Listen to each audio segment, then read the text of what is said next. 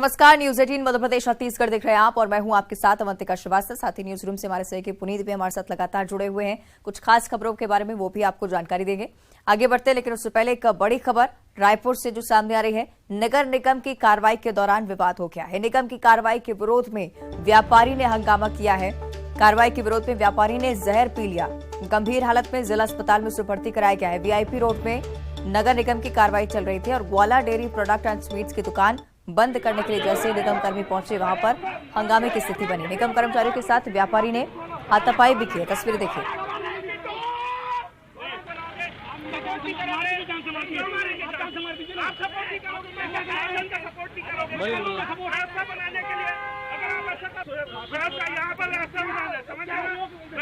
तस्वीरें आपको दिखा रहे हैं किस तरह से निगम कर्मियों और व्यापारी के बीच हाथापाई तक नौबत आ गई। व्यापारी ने जहर भी पी लिया।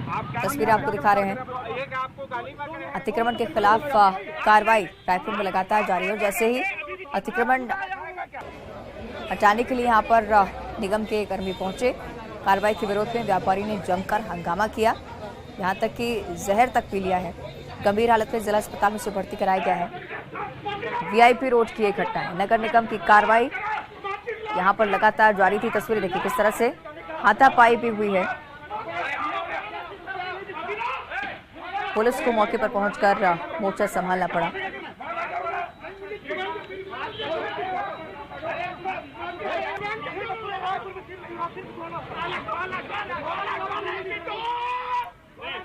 ज्यादा जानकारी हम लेंगे। सहयोगी देवव्रत हमारे साथ जुड़ रहे हैं। देवव्रत, आपसे हम जानकारी चाहेंगे, क्या है पूरा विवाद और क्यों व्यापारी ने इस तरह से यहाँ पर हंगामा किया है?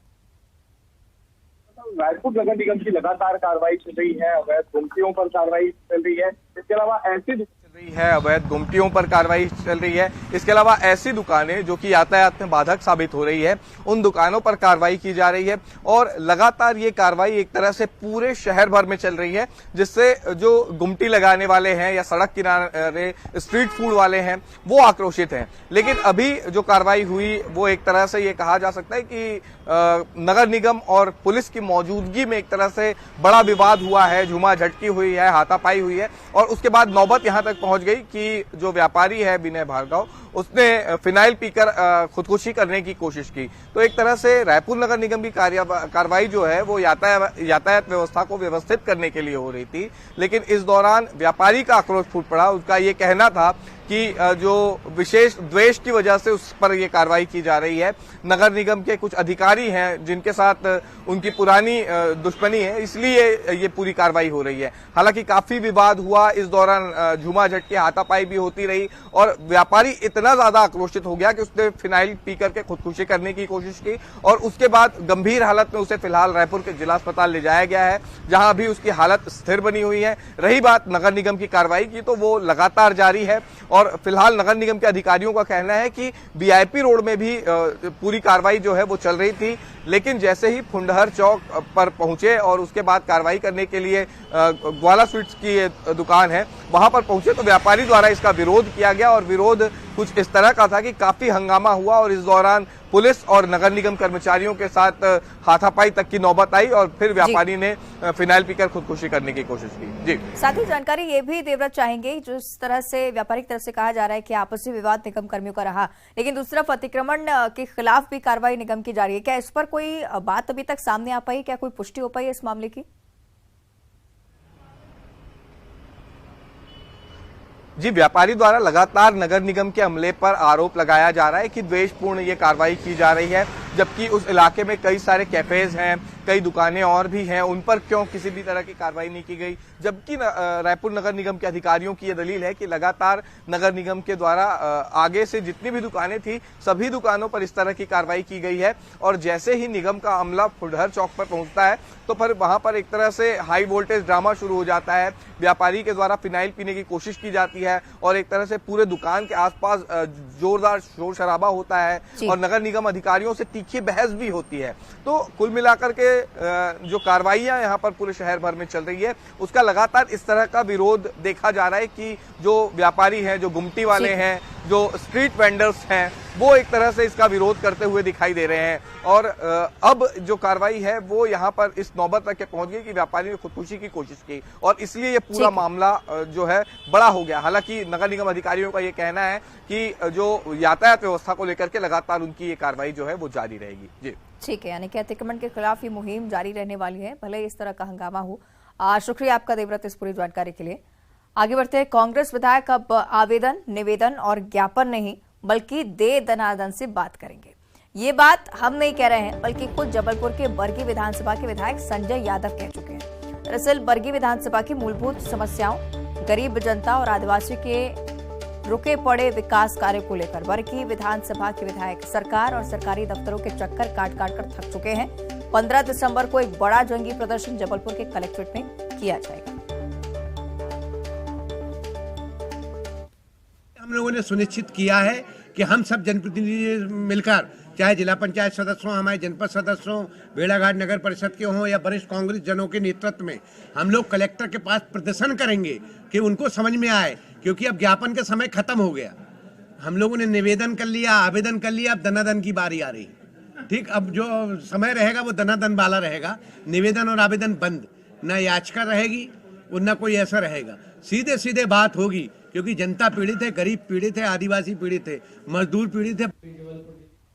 चलिए और ज्यादा चर्चा इस पर हम करेंगे। सही कि प्रतीक अवस्थी हमारे साथ लाइव जुड़ रहे हैं। प्रतीक, निश्चित तौर पर ये बात साफ है कि उनकी सुनवाई नहीं हो रही है, मांगे पूरी नहीं की जा रही हैं, लेकिन निश्चित तौर पर ये तरीका जो कांग्रेस विधायक बता रहे हैं दे दनादन करेंगे, बेहद ही गलत है।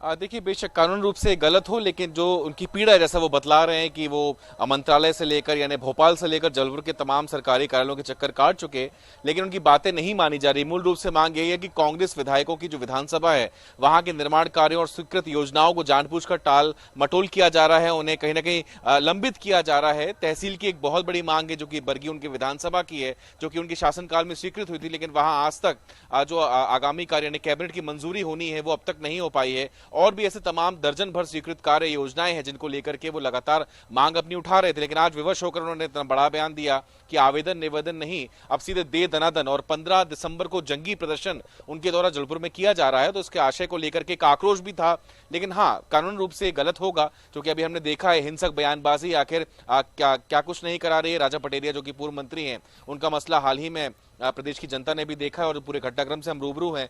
लेकिन जो भी हो, कांग्रेस विधायक का जो बयान है वो उसके कई मायने निकाले जा सकते हैं। 15 तारीख को हिंसक प्रदर्शन हो सकता है, ऐसा दावा किया जा रहा है। देखना होगा प्रशासन सुरक्षा व्यवस्था किस प्रकार की रखती है। जी बिल्कुल, निश्चित तौर पर कांग्रेस विधायक का बयान इसलिए भी चिंताजनक हो जाता है, जिस तरह से आप भी जिक्र कर रहे हैं कि राजा पटेरिया का बयान भी पहले सामने आया, लेकिन सिलसिलेवार अगर इस चीज को देखा जाए, अगर कांग्रेस विधायक ये मांग उठा रहे हैं कि उनके कामों पर ध्यान नहीं दिया जा रहा है, उनकी सुनवाई नहीं हो रही है, वो भी चिंतनीय विषय है। जी हाँ, देखिए बिल्कुल चिंतनीय विषय है, जो कि लाखों की जनता जो है उन्हें वोट देती है और वो कहीं ना कहीं उनका प्रतिनिधित्व करते हैं। ऐसे में अगर उनकी मांगों को वो पूरा नहीं कर पा रहे हैं, जो कि जाना उन्हें जनता के सामने ही है, ऐसे में जो तमाम दावे और वादे उनके द्वारा चुनाव जीतने के वक्त किए गए और चुनाव जिन मुद्दों पर उन्होंने जीता, अगर वो काम जो कि जनता के अगर पूरे नहीं होंगे तो अमूमन ऐसे कदम उठाने पड़ते हैं। और संजय यादव जो कर रहे हैं वो शायद उनके लिहाज से एक हद तक सही भी हो सकता है, कानून रूप और जो दायरे हैं वो अलग अलग बात कहते हो, लेकिन फिलहाल उनका जो आक्रोश है वो सरकार के खिलाफ स्पष्ट तौर पर देखने को मिल रहा है। और आगामी 15 तारीख को एक जंगी प्रदर्शन होगा, जिसमें तमाम विधायक जो हैं और समस्त कांग्रेसी जो जनता है, कांग्रेसी हैं और जो स्थानीय जनता है वो शामिल होगी। चलिए देखना होगा आगे क्या कुछ होता है। प्रतीक, आप बने रहेगा हमारे साथ, आगे भी आपसे जानकारी लेंगे। जबलपुर से एक और बड़ी खबर जिसका रुख करेंगे। एक बार फिर से प्रशासन का बुलडोजर दौड़ पड़ा है। कुख्यात बदमाश के ठिकाने पर कार्रवाई को अंजाम दिया गया। रामपुर मांडवा बस्ती में अवैध निर्माण को तोड़ा गया है। सरकारी जमीन से अतिक्रमण हटाने की कार्रवाई। सरकारी जमीन पर बदमाश ने 2 मकान बना रखे थे, जिसको ध्वस्त किया गया है। तस्वीरें आप देख रहे हैं कुख्यात बदमाश के निवास पर किस तरह से बुलडोजर दौड़ा और सीधा कड़ा संदेश देने की कोशिश कि बदमाश यहां पर अपना जो खौफ है नहीं फैला सकेंगे। अवैध निर्माण को हटाया गया है सरकारी जमीन से। बदमाश ने 2 मकान यहां पर बना रखे थे।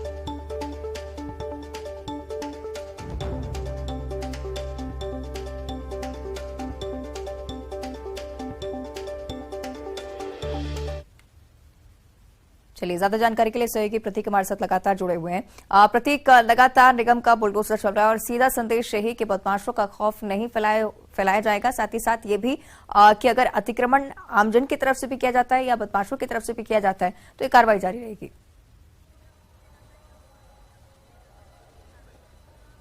देखिए, बिल्कुल माफिया विरोधी मुहिम जारी है और लगातार हमने देखा है करीब करीब 100 करोड़ से अधिक की शासकीय भूमि अब तक मुक्त कराई जा चुकी है और कुख्यात बदमाशों पर लगातार मामा का बुलडोजर गरज रहा है। आज भी ये कार्रवाई की गई। रामपुर के मांडवा बस्ती में कुख्यात बदमाश गोल्डी सोनकर उसके ठिकाने पर कार्रवाई की गई। 25,000 वर्गफीट शासकीय भूमि पर आरोपी द्वारा कब्जा किया गया था। जो बदमाश है, कुख्यात बदमाश है, 14 अपराध इस पर दर्ज है और इस 25,000 वर्गफीट जमीन पर 2 मकान का निर्माण भी 900 वर्गफीट जमीन पर किया गया था और शासन लंबे समय से कहीं ना कहीं टारगेट में था जो एक कुख्यात बदमाश। और आज जिला प्रशासन, नगर निगम और पुलिस ने मिलकर के इस बड़ी कार्रवाई को अंजाम दिया है और शासकीय भूमि जो कि 2 करोड़ 25 लाख कीमत की बताई जा रही है, उसे कब्जे से, आरोपी के कब्जे से मुक्त कराया गया और एक स्पष्ट संदेश दिया गया है कि भयमुक्त समाज कहीं ना कहीं मध्य प्रदेश में डेवलप करना है और इस लिहाज से आगामी दिनों में भी ऐसी कार्रवाइयां देखने को मिल सकती हैं। जी ठीक है, शुक्रिया आपका।